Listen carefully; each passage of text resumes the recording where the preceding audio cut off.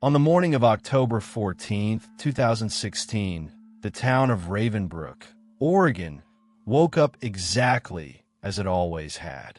The sky was pale gray. The air carried the smell of wet leaves and cold pine. And nothing, absolutely nothing, suggested that by nightfall, Ravenbrook would become the center of one of the most baffling disappearances in modern American history. This was the kind of town where people didn't lock their doors, where neighbors knew each other's routines, where silence felt normal, not suspicious.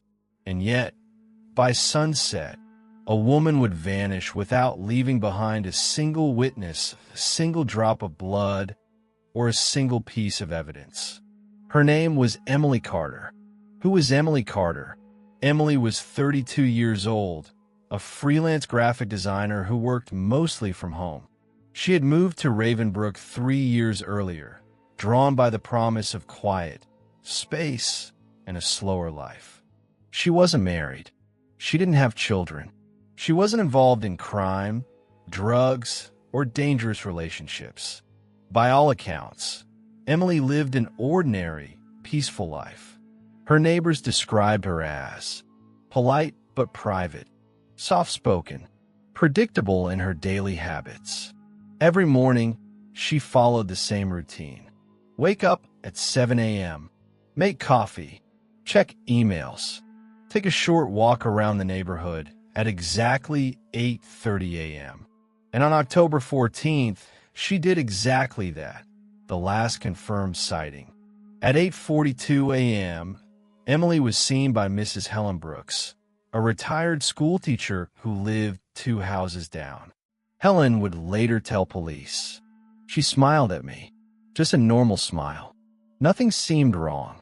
Emily was wearing a gray hoodie, black leggings, white sneakers. She had her phone in her hand. That smile, casual, forgettable, would become the last confirmed sighting of Emily Carter. She never returned home. The silence that followed. At first, no one noticed. Emily worked irregular hours. She sometimes stayed inside for days. No one expected immediate contact. But by Saturday evening, something felt wrong. Emily, younger sister Laura, who lived in Seattle, tried calling her. No answer. She texted. No response. This wasn't normal.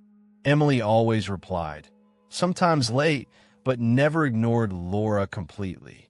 By Sunday morning, Laura contacted Ravenbrook police and requested a welfare check. Inside the house, when officers arrived at Emily's home, they found something unsettling. The front door was locked. No signs of forced entry. No broken windows. No disturbance. Inside, everything was exactly as Emily had left it. Her laptop sat open on the kitchen table. A half-finished cup of coffee had dried near the sink. Her phone charger was plugged in, but her phone was missing. Her wallet was still there. Her passport untouched. Her car parked neatly in the driveway. It was as if Emily had stepped outside for 5 minutes and never returned. No evidence. No straged. No trail. Police searched the house thoroughly. There were no fingerprints out of place. No blood. No notes. No signs of packing or preparation. Even more disturbing, her shoes inside the house were gone, but no muddy footprints led away from the property. Outside, the ground was soft from recent rain. If someone had dragged her, if she had run, if there had been a struggle, there should have been something. There was nothing. The phone that went silent. Emily's phone last connected to a cell tower at 8:47 a.m., 5 minutes after she was last seen. Then silence. No outgoing calls. No texts. No location pings. It didn't power off. It simply stopped responding. To investigators, this raised a terrifying possibility. Someone knew exactly how to make a person disappear. The search begins. By Monday, Ravenbrook was flooded with state police, search and rescue teams, volunteers, They searched forests, rivers, abandoned buildings, and nearby highways. Dogs picked up Emily's scent near the edge of her street, and then it stopped, as if she had vanished in a thin air. The town turns uneasy. As days passed, fear settled over Ravenbrook. People locked doors for the first time in decades. Parents walked children to school. Neighbors watched each other with suspicion. Because the most terrifying truth was this: if Emily could disappear without evidence, anyone could. Theories began to spread. With no facts, theories filled the silence. Some believed she ran away. She met someone secretly. She staged her disappearance. Others whispered darker possibilities. A predator passing through. Someone she knew. Something planned long before that morning. But none of it explained the lack of evidence. And that was the problem. A case that refused to make sense. Within 2 weeks, national media picked up the story. Headlines read, "Woman vanishes without a trace."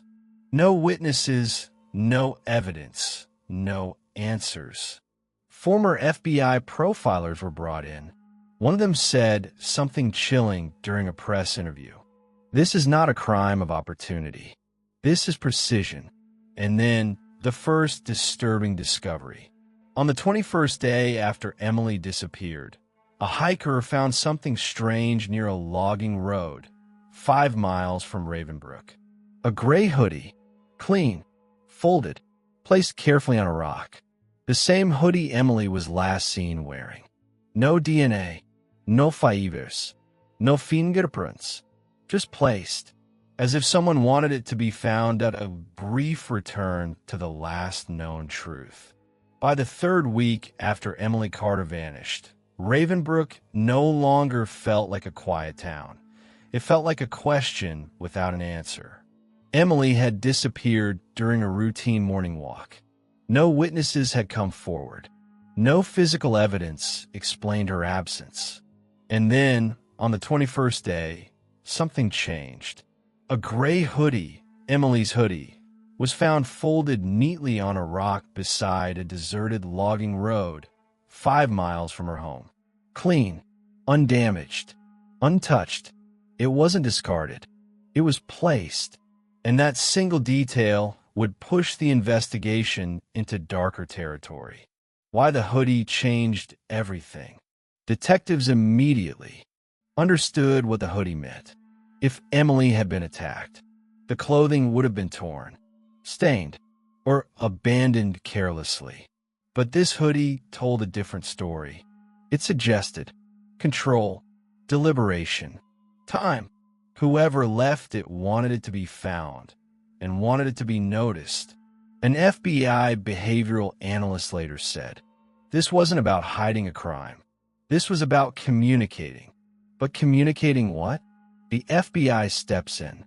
Within days, federal agents joined the case. They reviewed Emily's phone data, her computer history, her financial records, her social connections. At first, everything looked ordinary. But as they dug deeper, they noticed something unsettling. Emily had been erasing parts of her digital life.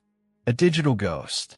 3 months before her disappearance, Emily had deleted multiple social media accounts, wiped older emails, removed online portfolios. This wasn't a sudden decision. It was methodical, slow, intentional. To investigators, this raised a critical question. Was Emily preparing to disappear, or was someone else preparing for her? The first suspect emerges. Police began with the most obvious possibility, someone she knew. Emily's ex-boyfriend, Mark Delaney, was brought in for questioning. They had dated briefly 2 years earlier. The breakup, according to Mark, was mutual, but neighbors told a different story. They described loud arguments, Mark showing up unannounced, Emily appearing anxious afterward. When confronted, Mark denied everything. And here's the problem. He had an airtight alibi. He was attending a work conference in Denver the morning Emily disappeared. Verified, documented, impossible to fake. Once again, the case hit a wall, the walk that wasn't routine. Investigators began re-examining Emily's daily walk. Something didn't sit right. Emily walked the same route every morning. Predictable, visible, public. If someone wanted to intercept her, they wouldn't need luck. They need patience. Security cameras along her route revealed something chilling. At 8:39 a.m., 3 minutes before Emily was last seen, a dark-colored SUV passed the same intersection twice. It didn't stop, but it slowed, then disappeared from camera view. The plate was unreadable, the driver invisible. A town full of strangers. Ravenbrook was small, but not isolated. A nearby highway brought truck drivers, temporary workers, seasonal loggers. Hundreds of people passed through every week. Too many possibilities, too few answers. Then came a detail no one noticed at first. Emily's journal. During a second search of Emily's house, detectives found a notebook hidden behind a bookshelf. It wasn't a diary. It was a log. Dates, times, descriptions.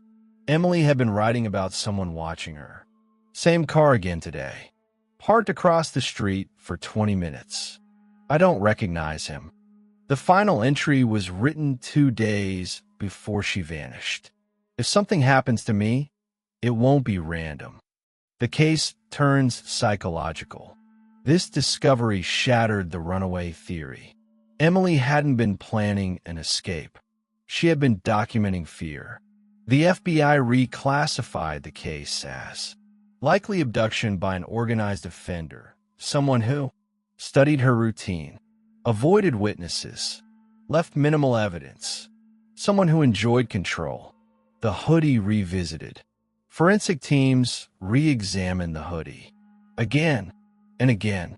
On the 4th examination, they found something microscopic. A single fiber. Not from Emily. Not from her home. It matched the interior lining of a commercial vehicle. The kind used by delivery services, contractors, utility workers, people who could stop anywhere without suspicion. A missed opportunity. Police checked service records. Dozens of contractors had been in Ravenbrook that week. One name stood out. A subcontracted maintenance worker had parked near Emily Street. No verified work order for that location. Quit his job 2 days after Emily vanished. By the time police tracked him down, he was gone. No forwarding address. No digital footprint.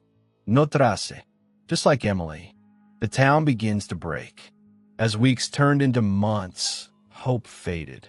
Searches slowed. Tips dried up. Emily's family refused to give up, but the system did. The case was officially labeled cold.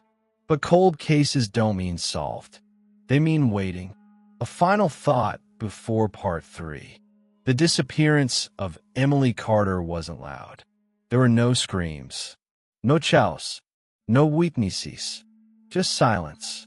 And silence, investigators would soon realize, can be carefully engineered.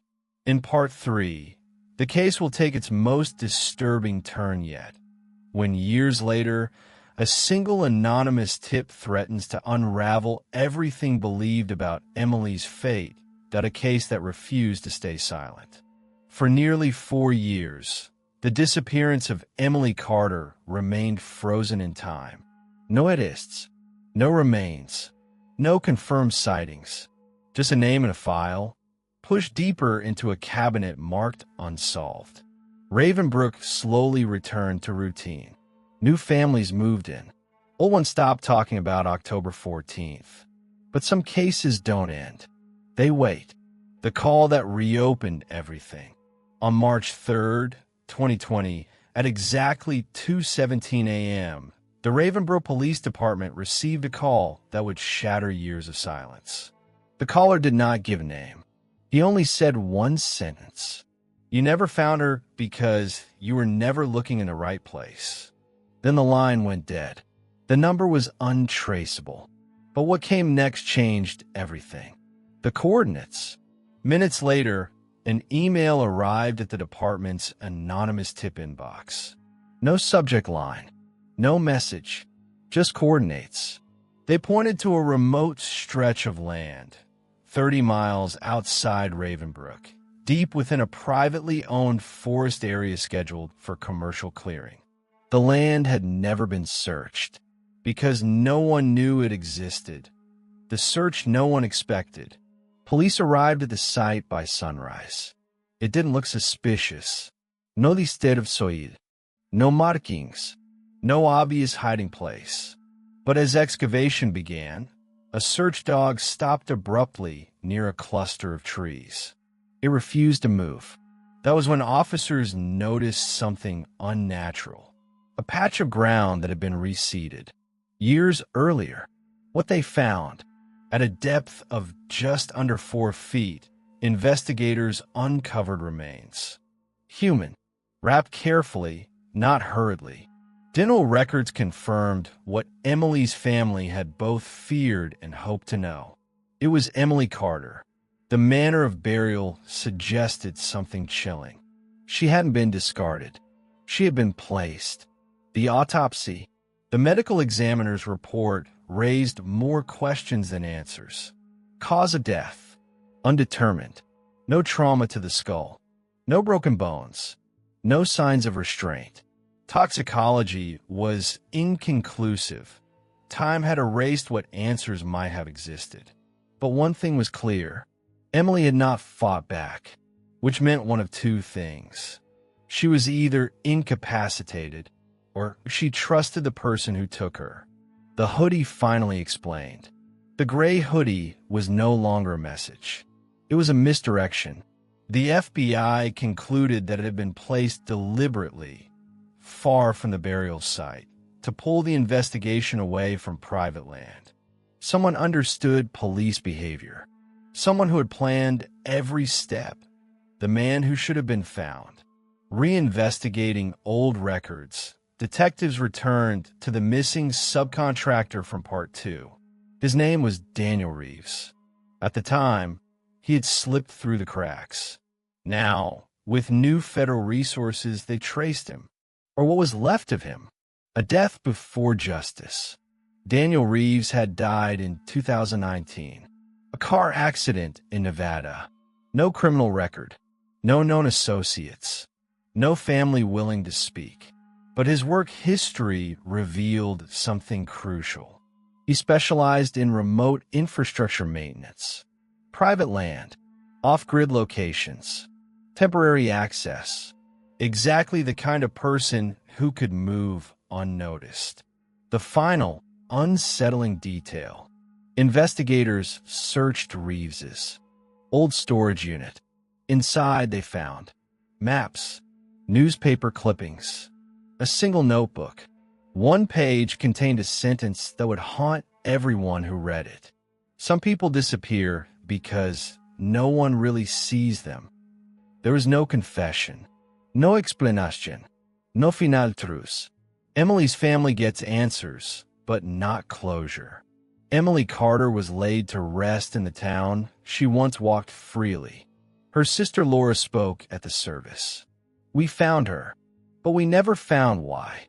And that was the cruelest part. Why this case still matters. Emily's disappearance was not chaotic. It was controlled, planned, executed by someone who understood invisibility. Someone who knew how to blend into everyday life and disappear again. The question that remains, if Daniel Reeves had not died, would he have ever spoken?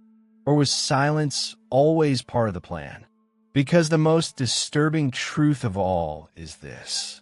Emily Carter did not vanish without a trace. The trace was simply too quiet for anyone to hear. After the answers came, the questions stayed.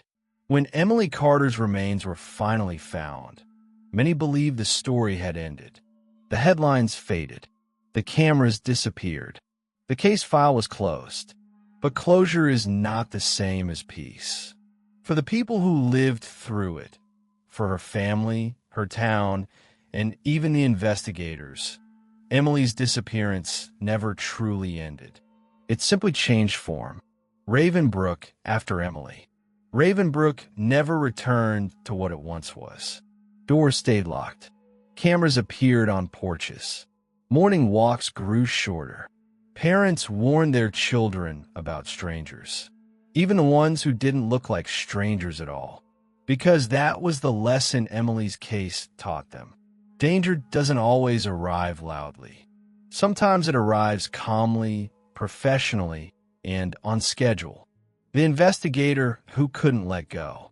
Detective Aaron Mills retired 2 years after the case was closed. In an interview, he admitted something he had never said publicly. We didn't fail because we lacked evidence. We failed because we assumed violence has a shape.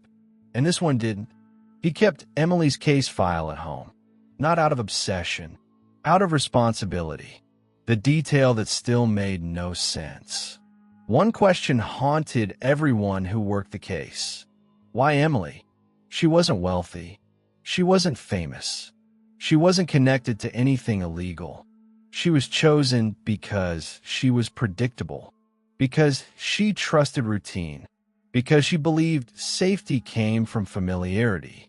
The hoodie reconsidered one last time. Years later, behavioral analysts revisited the hoodie. Their final conclusion was unsettling. It wasn't a mistake. It wasn't arrogance. It was control over the narrative. By placing it where police would find it, the offender decided what investigators would chase, where resources would be spent, how long the truth would stay buried. Emily disappeared twice, once physically, once through misdirection. Laura's life without answers. Emily's sister Laura never stopped speaking about her. She created a foundation supporting families of missing persons. In every speech, she said the same line. The hardest part isn't losing someone. It's not knowing how much of their story died with them. Laura never believed Emily trusted her killer. She believed Emily believed she was safe. And that belief cost her everything. Could it happen again? Experts agree on one chilling truth. Cases like Emily's are not rare. They are rarely detected. People who know routines, understand authority, blend into daily life, don't need force. They need opportunity, the final reality. Daniel Reeves never stood trial. There was no confession, no courtroom, no sentence. Justice, in the traditional sense, never arrived. And yet, Emily was found. Her name was spoken again. Her story was told.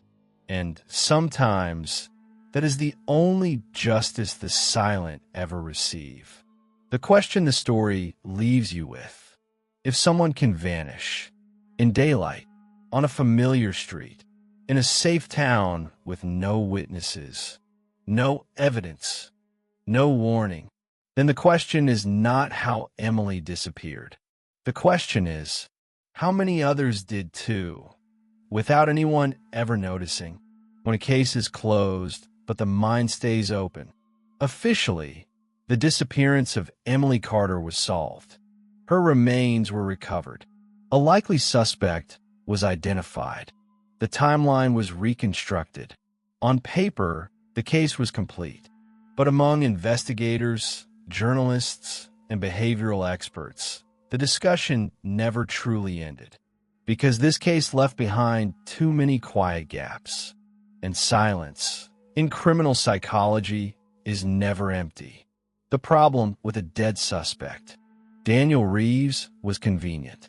Not because he was innocent, but because he was unreachable. A dead suspect cannot be interrogated, contradict evidence, explain inconsistencies. And this case had inconsistencies. Big ones. The first unanswered question, timing. Emily vanished in less than 8 minutes. From her last confirmed sighting to the moment her phone went silent. Experts question this.